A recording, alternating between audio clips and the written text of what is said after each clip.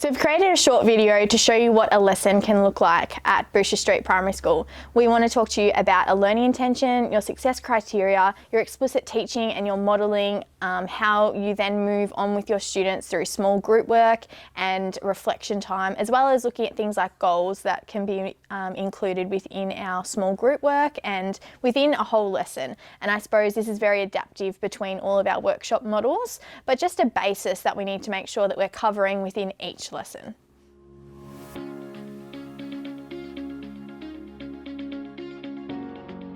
So our learning intentions are a really important part of our lessons. They shape what we are teaching our students, and it's really important that they understand what we are learning. So that is the purpose of them. We need to make sure that they are explicit and our students are able to refer to them and know exactly what they are learning. We gather this from our curriculum and we discuss this in planning. You may find your learning intentions do change over a topic that you are focusing on, but that's okay. It's important that our students know what they are learning.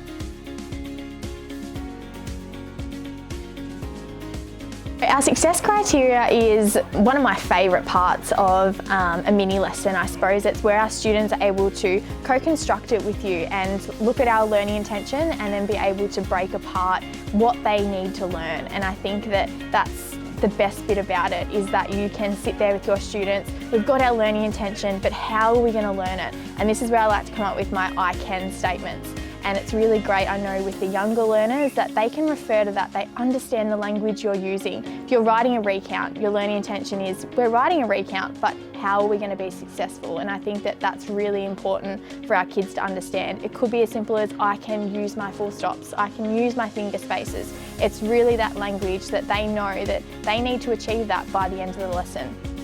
So explicit teaching is one of my favourite parts of teaching, and it's where that you'll find that you launch a lesson or launch a topic with your students. You might use a hook or some sort of materials to get your students interested and invested in that lesson. You want to create that curiosity for them and make them really engaged in that. So you'll find that all that fun hook and that engagement will come from your explicit teaching at the start of your lesson. You may have your students on the floor for this, or they may be in the room, but you'll normally see your explicit teaching happening with your teacher at the front and your students sitting on the floor or in a space in your classroom. And yeah, it's where our lesson begins.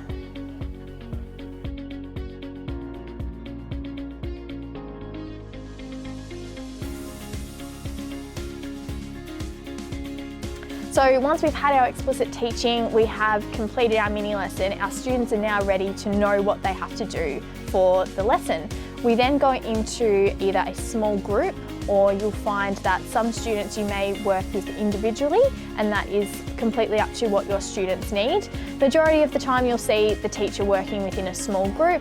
This could be a guided maths, guided writing, guided reading, an interactive write. Many forms of different approaches can be used. Within this time you'll find that the tasks may be differentiated for your learners, so you may have learners working, so same learning intention, same success criteria, but you may find that you have to revamp the task and differentiate it for those learners, just to make sure that you're suiting their individual needs.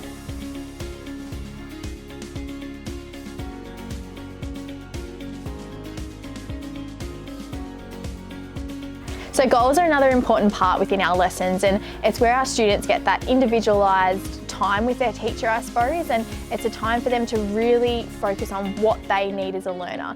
It's a time for the teacher to discuss and have that conference with the students about where they're at with their learning and where they go to next. And it's really good that you know that you've set your student a goal, and then they know that for the next lesson after that, I remember what my goal is.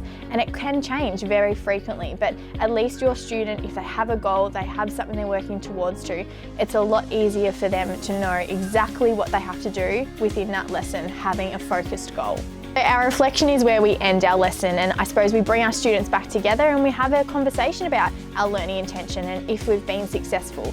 I know for me with my students, I find this so important within a lesson, and sometimes it can be something that we want to rush at the end, but it's so crucial for us to reflect on how our learners went. And it's okay that if they didn't understand it, or maybe we didn't achieve our success criteria for that lesson, but knowing that we were able to reflect upon it, our students can see that it's okay if we don't understand something, we will work on that in the future.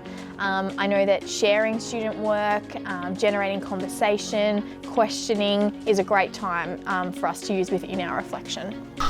Put your hands on your head if you learnt split diagraphs today. Hands on head if you learnt about what a split diagraph is.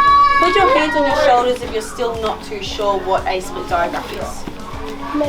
Okay. Put your hands on your elbows if you don't know what split diagraphs are at all. So hands on heads if you do, hands on shoulders if you're not too sure, elbows if you have no idea. Excellent.